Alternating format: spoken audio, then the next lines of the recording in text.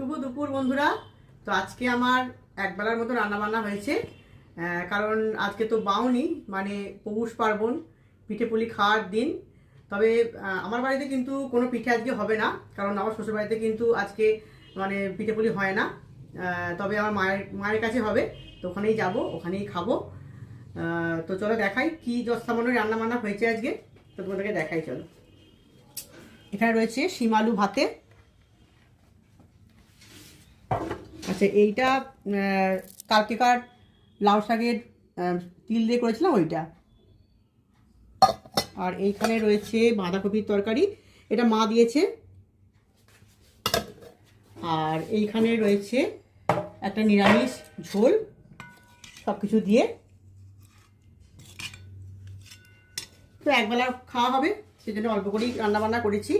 আর তোমাদের কার কার বাড়িতে আজকে পিঠে পুলি হয় তোমরাও কিন্তু জানিও। তো চলো, আজকের মতন টাটা।